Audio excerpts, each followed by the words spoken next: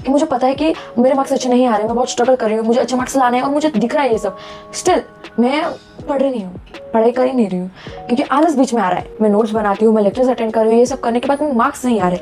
मतलब शायद प्रॉब्लम तुम्हारी पढ़ाई में नहीं है, प्रॉब्लम उन छोटी छोटी हैबिट्स में जो तुम कभी नोटिस ही नहीं करते। ये मिस्टेक हर कोई करता है, स्पेशली मेरे जैसा एवरेज बच्चा तो ये मिस्टेक करता ही है। But now let me tell you how to tackle that. तो ये वीडियो में मैं आपको क्लियर कर दूंगी कि आपके मार्क्स कैसे और कहाँ और किस वजह से जा रहे हैं। यार मैं पढ़ तो रही हूँ फिर भी मार्क्स नहीं आ रहे, मैं नोट्स बनाती हूँ, मैं लेक्चर्स अटेंड कर रही हूँ, ये सब करने के बाद मार्क्स नहीं आ रहे। मतलब कितना भी कर लो एट द एंड मार्क्स देख के मिलने तो शौक ही वाला है। कितना भी करो तुम यही नहीं समझ पा रही कि गलती कहाँ हो रही है।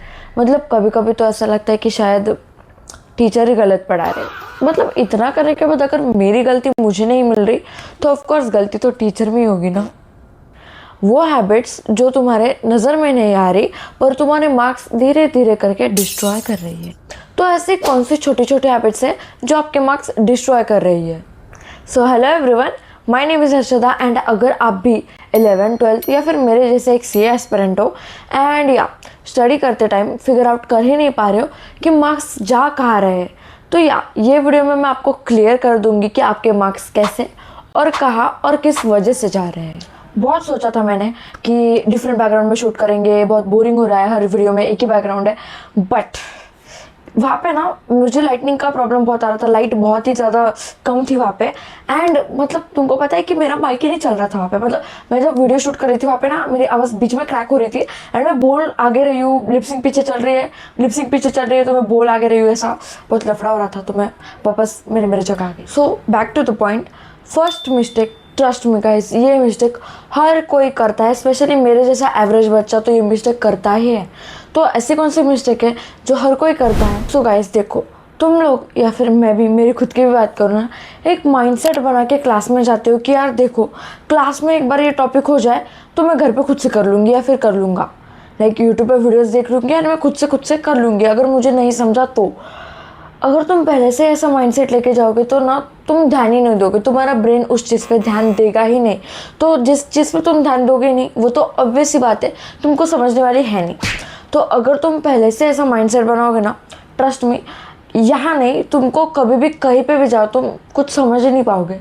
सो देखो, ये अगर तुम्हारा भी माइंडसेट है कि नहीं मैं घर पे जाके कर लूँगी, मैं यूट्यूब पे तो कितने सारे वीडियोस होते हैं, मैं बेस्ट टीचर का वीडियो लगा के देख के सॉल्व कर लूँगी, खुद से समझ लूँगी, ऐसा मत करो। देखो जो क्लास में पढ़ा रहे हैं, जो टीचर है तुम्हें पर्टिकुलर सब्जेक्ट के लिए, उन पे फोकस करो, वो क्या बता रहे हैं वो ट्राई करो कि तुम समझे। ऐसा मत करो कि तुम ऑलरेडी एक माइंडसेट लेके गए हो। Please do not take any mindset there, मतलब समझो, माइंडसेट मत लेके जाओ। सेकंड मिस्टेक, ये भी बहुत कॉमन मिस्टेक है कि तुम पढ़ने जा रहे हो, पढ़ने बैठ गए हो, पढ़ते पढ़ते पढ़ते कहीं और ही निकल गए। मतलब तुम्हारा दिमाग कहीं और निकल चुका है, तुम्हारे थॉट्स को रिलेट करते करते करते तुम ऑलमोस्ट कौन से तो भी पिक्चर की दुनिया में चले गए हो। एंड जब तुम्हें रियलाइज़ होता है तब तुम देखते हो कि यार हम क्या पढ़ रहे थे, इसमें क्या पढ़ा मैंने, कुछ समझा ही नहीं।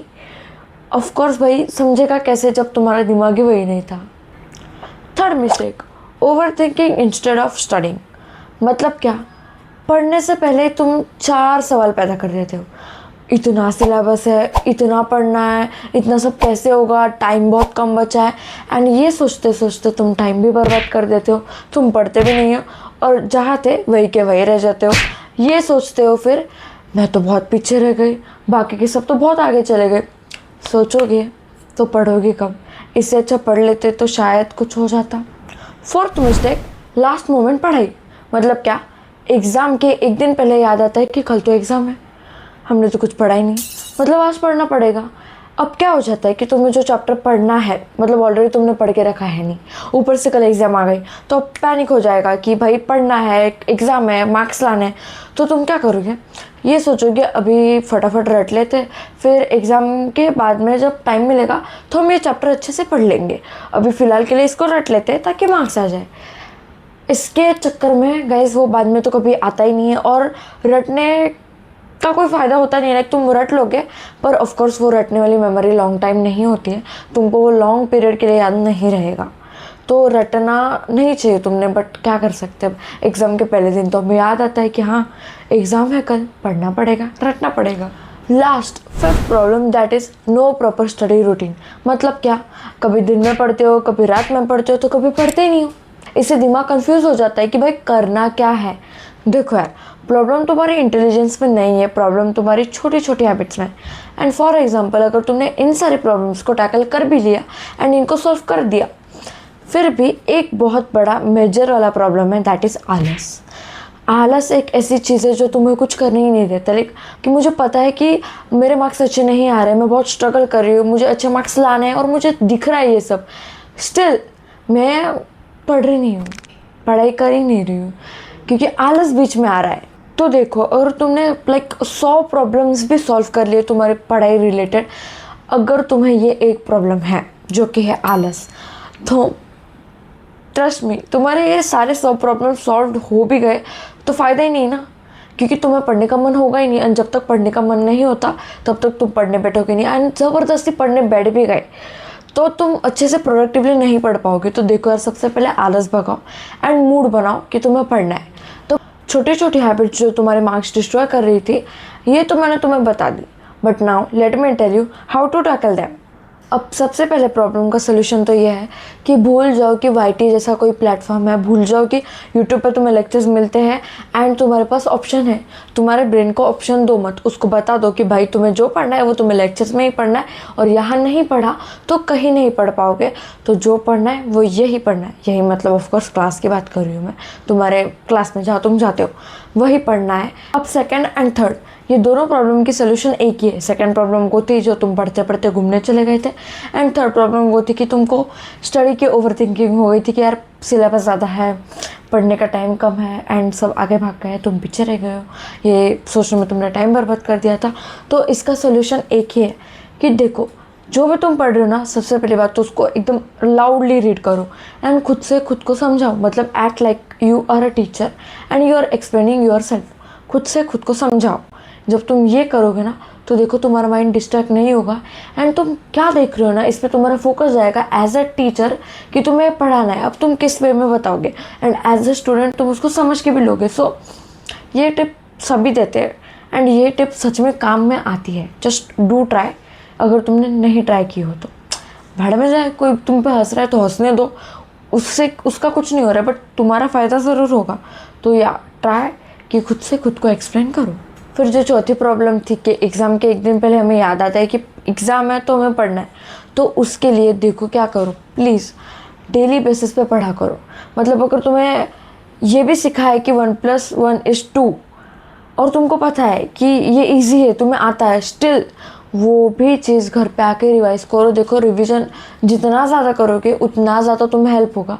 तो रिवीजन करते रहना चाहिए, और जो तुम्हें आज पढ़ा है वो आज के आज पढ़ लो रिपीट। अगर तुम्हें बाकी कुछ नहीं जम रहा है, बाकी कुछ नहीं समझ रहा है, तो जितना पढ़ा है उतना पढ़ लो। एटलीस्ट वो तुम्हारे पास सिक्योर रहेगा कि एटलीस्ट तुम्हें वो आता है। तो इसलिए जो पढ़ाया गया है उसको रिवाइज घर पे आके जल्दी से करो। फिफ्थ प्रॉब्लम का सोल्यूशन कि तुम्हें एक रूटीन बनाना ही पड़ेगा। अब क्यों? फॉर एग्जाम्पल, तुमने आज एक मोटिवेशनल वीडियो देख लिया, फिर यही वीडियो देख के तुम्हें बहुत मोटिवेशन आ गया कि अब तो पढ़ना ही है, अब कुछ भी हो जाए अब पढ़ना ही है। बट यार मुझे एक बात बताओ कि आज पढ़ोगे, कल पढ़ोगे, 3-4 दिनों तक पढ़ोगे, पर ये कंसिस्टेंसी ब्रेक हो जाएगी, क्योंकि तुमने बस सोचा था।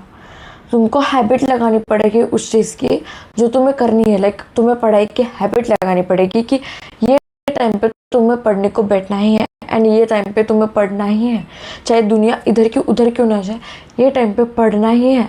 एंड जब तुम्हें ये हैबिट लग जाएगी तब फिर तुम अच्छे से रोज़ पढ़ोगे। तुम्हारा दिमाग ही तुम्हें बोल देगा कि अब ये टाइम हो चुका है, अब तुम्हें पढ़ने बैठने का ही है, कुछ भी हो जाए तुम पढ़ने बैठो। तो अगर तुमने ये हैबिट लगा ली तो प्रॉब्लम सॉर्टेड है भाई, सब हो जाएगा। तो अगर इन प्रॉब्लम्स में से तुम्हारे भी कोई प्रॉब्लम्स थे या फिर सारे ही ऐसे प्रॉब्लम्स थे जो तुम फेस कर रहे थे, तो इनके सॉल्यूशंस तो मैंने बता दिए हैं। एंड अगर तुमने इन सॉल्यूशंस को फॉलो किया तो मैं तुमको गारंटी देती हूँ कि तुम्हारी स्टडी बहुत ईजी हो जाएगी, तुम्हें स्टडी में बहुत ज़्यादा हेल्प हो जाएगी। सो गाइज, अगर ये वीडियो तुम्हें थोड़ी सी भी हेल्पफुल लगी हो ना, so make sure to like this video and comment में बताना कि ऐसी कौन सी प्रॉब्लम्स थी जो तुमने भी फेस किया एंड तुम कभी रियलाइज कर ही नहीं पाए कि ये प्रॉब्लम्स तुम कर रहे हो। Also make sure to subscribe to my YouTube channel and मैं मिलती हूँ तुमको नेक्स्ट वीडियो में। तब तक के लिए बाय बाय।